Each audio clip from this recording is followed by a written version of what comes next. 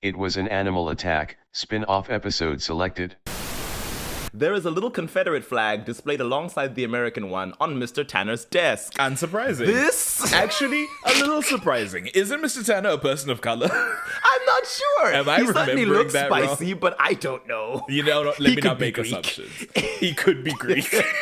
Many such cases. I mean, as I've said with not Jason. What is his name? Rexplode. Yeah, Jason Mantzoukas. Yes, with Jason. I thought that was a person of color, and then I learned, no, that's just a Mediterranean European. And I was oh, you see? In a way, you know. I mean, once upon a time, certainly, Exactly. they existed outside the sphere of whiteness, but we're in the 21st century now, so... Yeah, currently, it's a whole other thing. Which is why God of War, there was some hubbub for a year or two back, because the live-action God of War has been in, like, pre-production or conception flux for that long. It still hasn't been confirmed. But people were talking about casting, and it was just like... Well, obviously, he needs to be played by a dark-skinned person because he's ancient Greek. Like, everyone's seeing how he looks, like, as the games progress, but that's because, I don't know how much you know about God of War, but the ashes of his dead wife and child are bonded to his skin, which is why he is ghost white. Oh, is that why he's so chalky? Yes, he's the ghost of Sparta. It's the dead ashes of his wife and child. Terrifying. He was a brown-skinned man in actuality because he is ancient Greek. And it was like, people were fan casting and it was like, these are all white people. These are all like white people. This is not, we need like a Jason Mantzoukas at least. But like moving to the right of the color scale, please. That reminds me of in a recent animated Addams Family film, the prologue shows Morticia and Gomez's wedding, and as she's putting on her makeup in her room, we see that what she's using as base is the powdered ashes of her parents because the jar is labeled mom and dad. So... And I'm like, that's such an Addams thing to do. So goth. I love it. God, that family's so weird. I live for them. It's a shame this damn live action thing is the most central in the zeitgeist at the moment. So what can you do?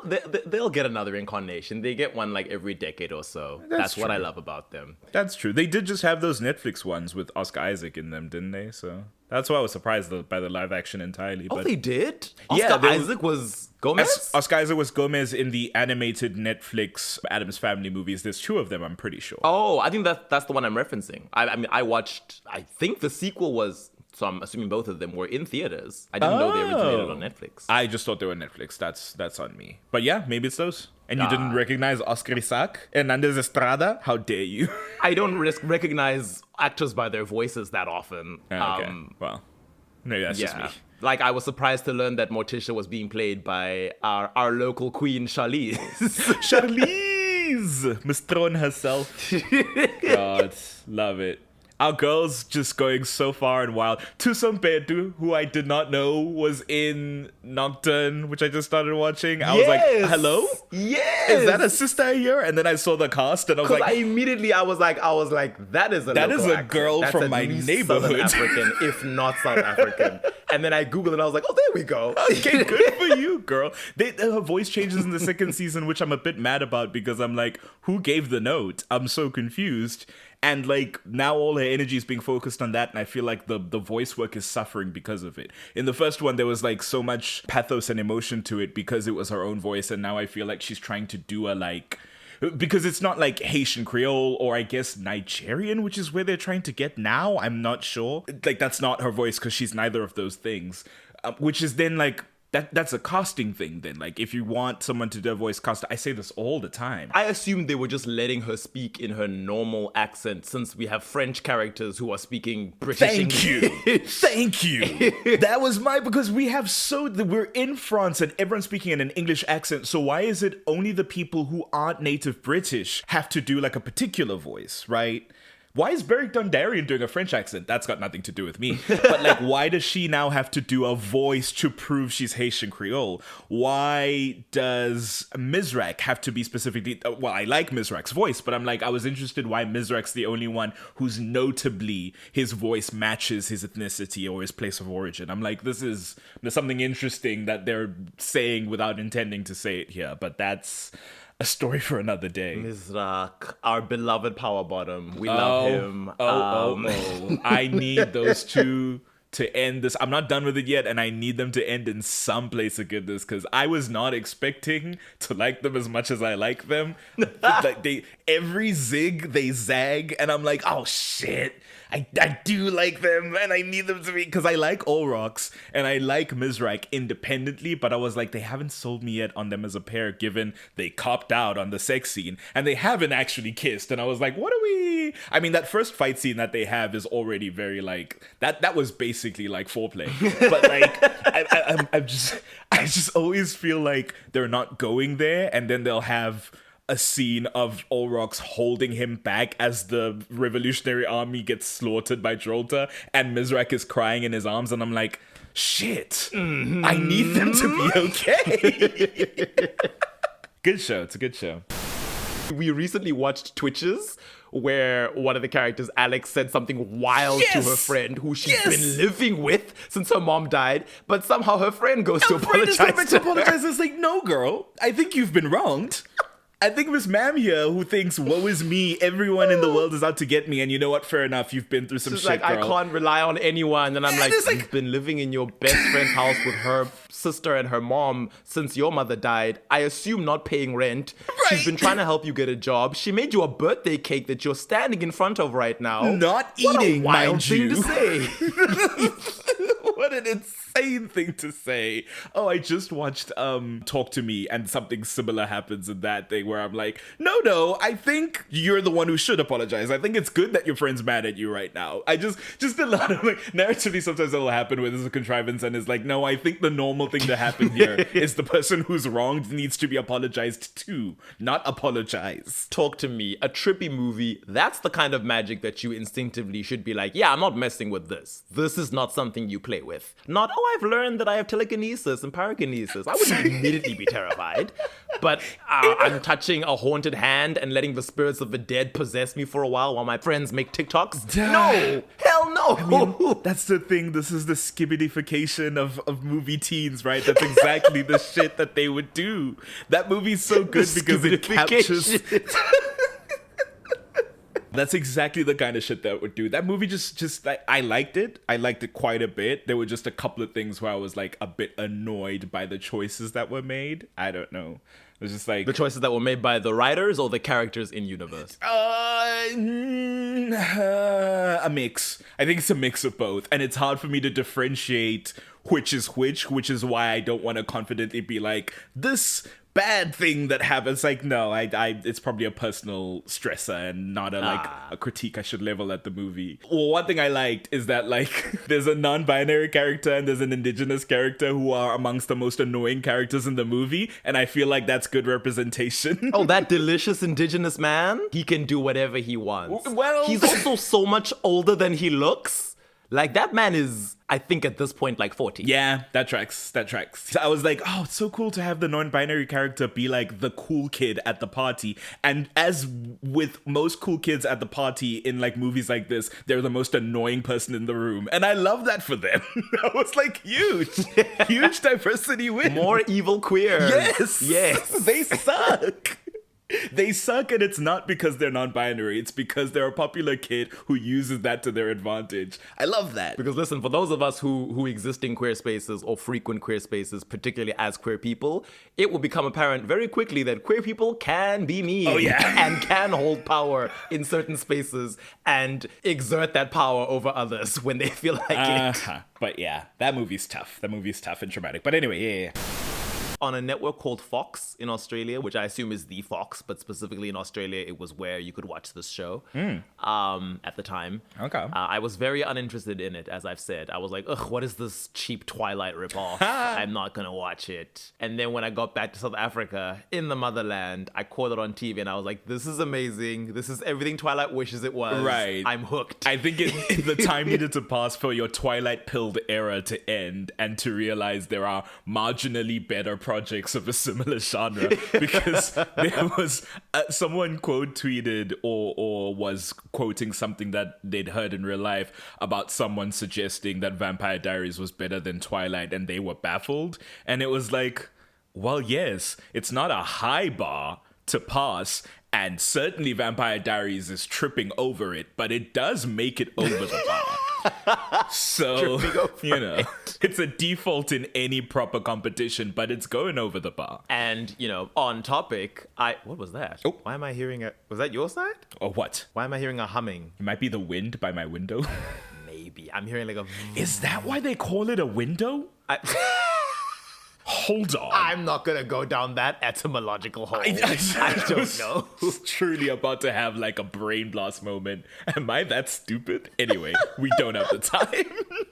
What was I going to say? Anyway, I was going to say, on that topic, one thing that TVD immediately stands out as having that Twilight doesn't have are witches, or at least explicit witches. Twilight implies there might be something in the background that is neither vampire, nor werewolf, nor shapeshifter, with whatever Jane and Alec were doing. There's a time when Bella jokingly thinks to herself, oh, Angela, the closest thing to a human that I actually care about who isn't related to me, my school acquaintance. Oh. If she was a witch, she'd fit right in with me and the Quill-Utes and the Cullens.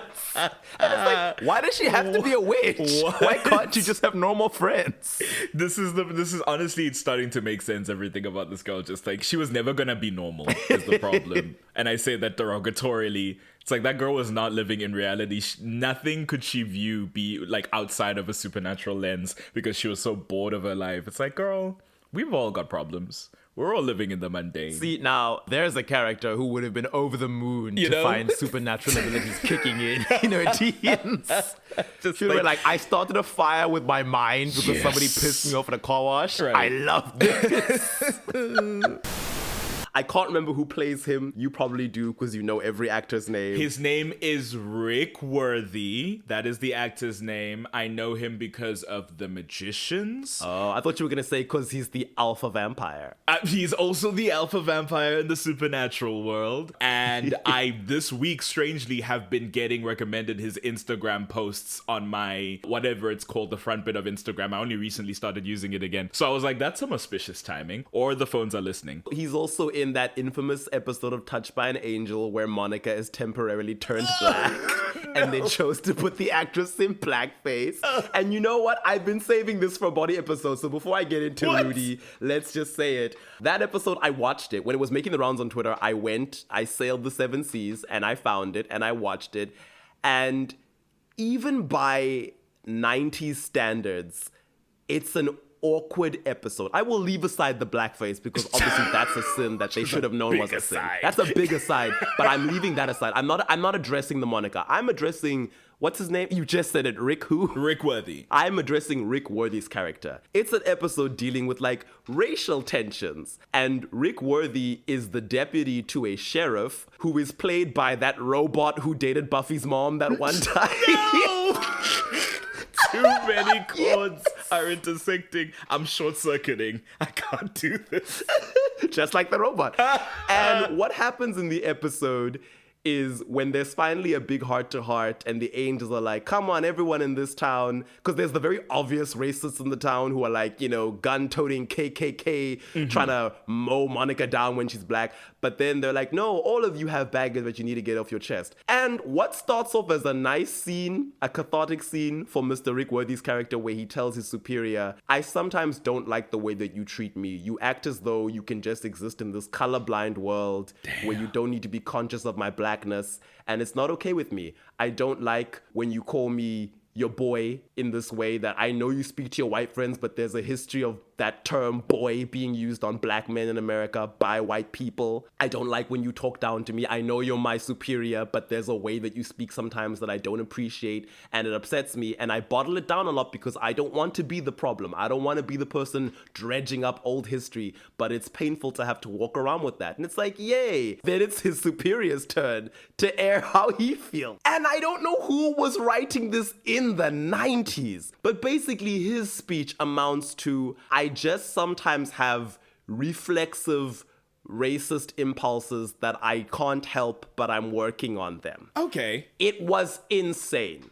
to treat this as a both sides sort of thing, because it's not even like he's like, oh, all white people are racist or everyone has bigotry and we've got to unlearn. No, one of the things I remember him saying, because it was so wild, he says, I don't know what it is that sometimes makes me, after I shake your hand, want to like wipe my hand off on my trousers. And I was like, what okay, never mind. Because I was in a space to be like, actually, speaks wokely. It actually might be interesting to portray the discomforts of regular well-meaning white people and the racisms that they hold within themselves that they don't know about or that they don't want to like acknowledge. But that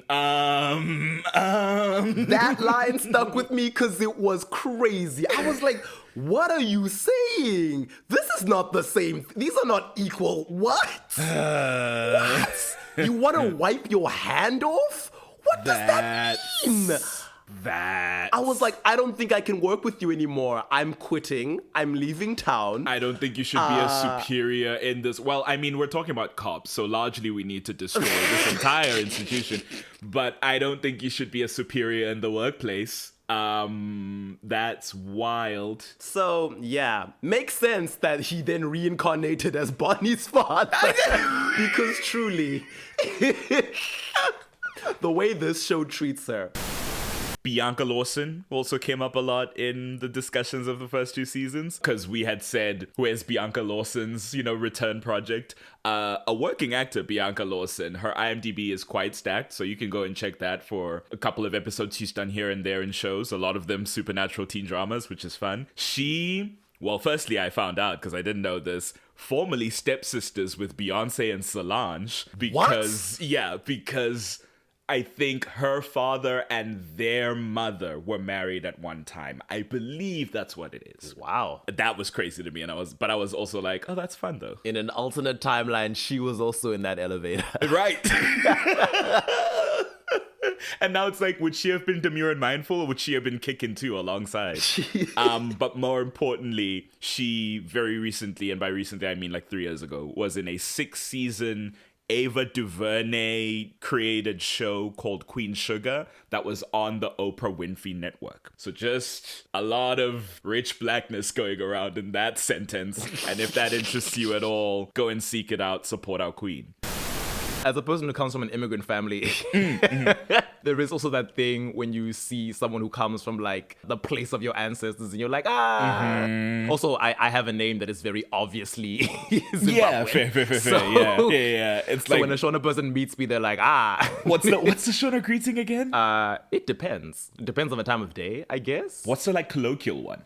Don't ask me this. Sorry, I'm not I just Shona remembered. speaking. Yes, sorry. I apologize. I had a teacher in high school who was actually Xhosa, but was obsessed with saying maskati to me, which is good afternoon. Even if it wasn't afternoon. That feels. It would be like first period. And he's like, Bazai, maskati. And I was like, maybe whoever told him this didn't know that it's specifically afternoon. Right. And it's like, let me use the one Shona word I know to the Shona point. It's like,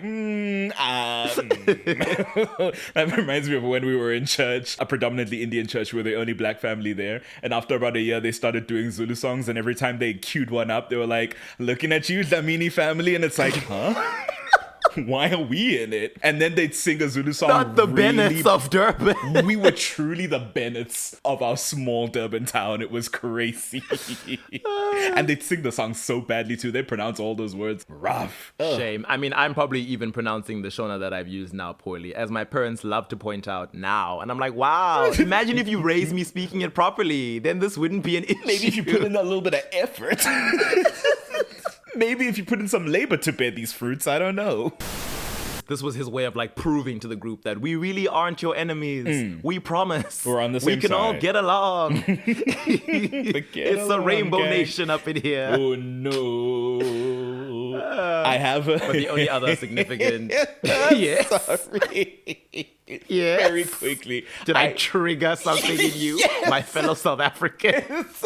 Funny thing. So I have a friend whom you know who has been in South Africa for some time, but he is originally from Angola. Yes. And so he mentioned that when he came here and learned about this so-called Rainbow Nation, which is meant to be the symbol of like unity, diversity, people from all colors and walks of life coming together to form one nation. And he said, now when I look at that South African flag, when I look at a rainbow, What I see is all the different colors staying in their own lane. Entirely separate. You know what's funny? I also, maybe it's something you can only see when you're on From Here. I also had a friend in drama school who was, she was from all over. She had lived in the Caribbean, New York, London, but she was part of the diaspora. And she was like, yeah, a rainbow is every color staying in its line. Never to mix. And I was like, oh no!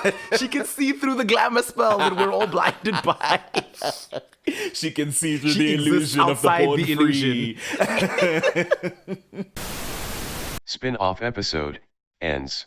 Email us at animalattackpod@gmail.com, tweet us at animattackpod, that's at ANIM attackpod.